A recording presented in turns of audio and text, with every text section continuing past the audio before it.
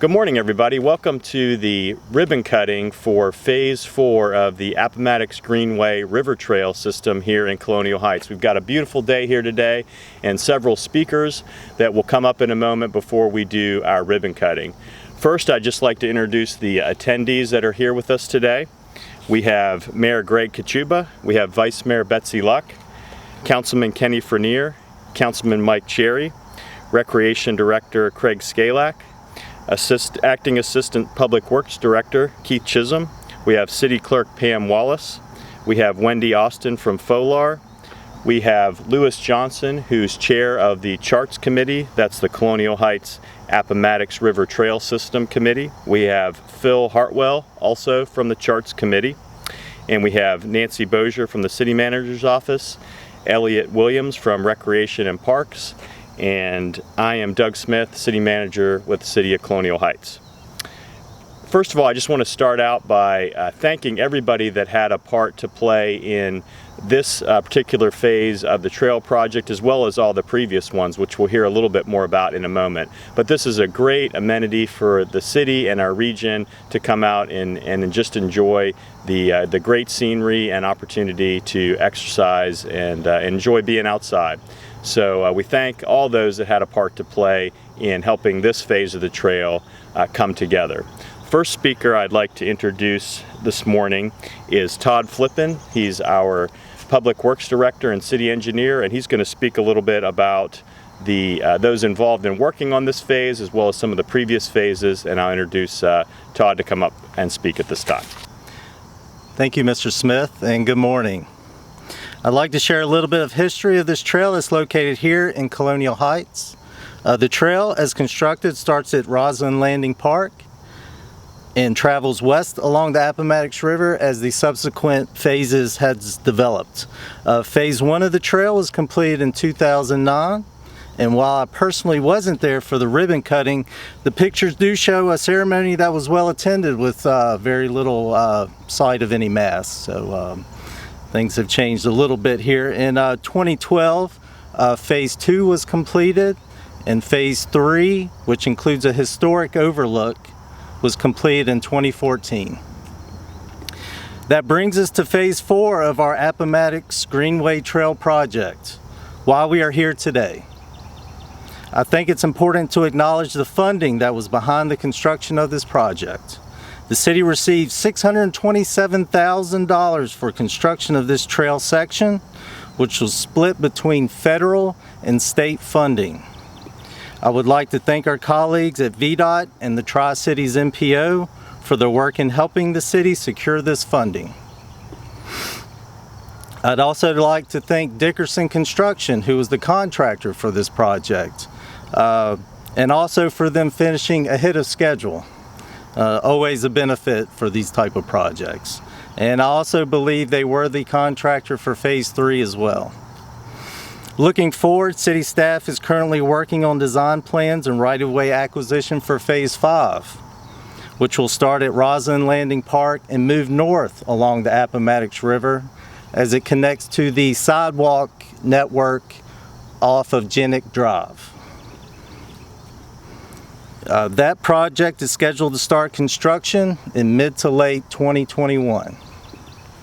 Also, with the development of the Fall Line Trail, as some of you may know it as the Ashland to Petersburg Trail, which planned section traveling within the western boundaries of the city.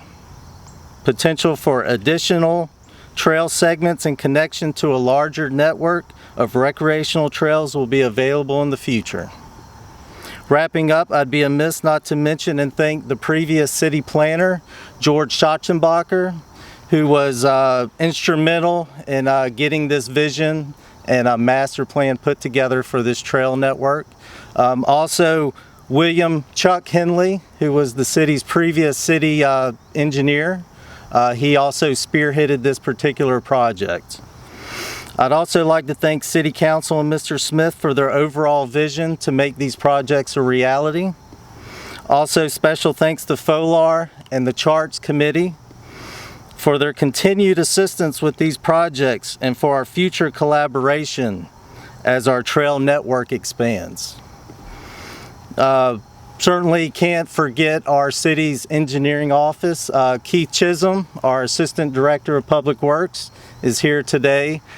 Keith and his team were instrumental, not in just this project, but in all of our projects, getting them off the drawing board and onto the ground and constructed. So certainly for these type of projects, it's not one person, it's many people collaborating together to get this work done. So thank you. Our next speaker, also in attendance here with us today, is Ben Uzell. He's with the Historical Commission and also the Charts Committee, and he's going to speak about the history of the area. Okay. Good morning, everybody. My name is Ben Uzell. I'm the president of the Colonial Heights Historical Society. I'm also on the Charts Committee, and I've been on the Charts Committee since the very beginning. I believe it was, 2007 or 6 when we first started. And so to see Phase 4 here completed is really great. However, this section of the park right here really is a lot of history here. And I think people don't realize it when they come visiting here. They see a trail and the river and a few trees, and that's it. But way up, a little bit upriver here, is a fish trap that you can see at low tide. It's estimated to be about 10,000 years old. This section of river right here, just a little bit to our west of where we're standing right here, is where tidewater ends at low tide, which is very important from the standpoint that when Captain John Smith did his exploration for his 1612 map, he came close to this site, and we have a marker up here that the Chesapeake Conservatory, is that correct, Craig? Placed here a couple of years ago. It looks like a surveyor mark, but I'm pointing it out to everybody. In 1646, Abraham Wood established a trading post just across the river from here, which led to the formation of Petersburg, which then the suburb of which is now its own city, Colonial Heights. On the hill right here behind where everybody's standing is where the Southside Railroad built its railroad shops in the early 1850s. And those shops remained there, later became the Norfolk and Western Railroad shops, and they were very important economic stimulus to this area until 1888, when they were moved to Roanoke with 300 jobs. And then in 1865, April of 1865, there were 2 bridges that were just upstream from where we're at right here that were burned during the Confederate evacuation during the Civil War. And parts of the remains of those bridges are still visible either on the banks or in the river. And I guess that's about it. I was told I couldn't talk too long. But I think there's been this is a very important historical moment right now, is the ribbon cutting for the 4th phase of the trail right here. So if you haven't been down here, come on down. Got a nice little beach here. Hopefully we'll have access where you can launch your canoe here in the future, and great place. And I'll turn it back over. Thank you. And our next speaker, also in attendance here with us today, is Karen Epps with the city's Economic Development Office. She's going to speak to us about tourism. Good morning and welcome to the ribbon cutting for Phase 4 of the Appomattox River Trail. This is exciting from an economic development and tourism perspective. As most of you hopefully know, how important tourism is to economic development, not only in Colonial Heights, but in the entire Commonwealth of Virginia. Tourism brings in millions of dollars to Virginia's economy, and this is just another opportunity for the city of Colonial Heights to have visitors come and walk along our trail, bike along our trail, and bring economic development to the city of Colonial Heights. So this is a very exciting moment for the city. Thank you. In conclusion, I'd just like to again thank the Mayor and City Council for their support of the trail system here in the City of Colonial Heights. I also like to extend thanks to City Attorney Chip Fisher for his assistance with this project as well.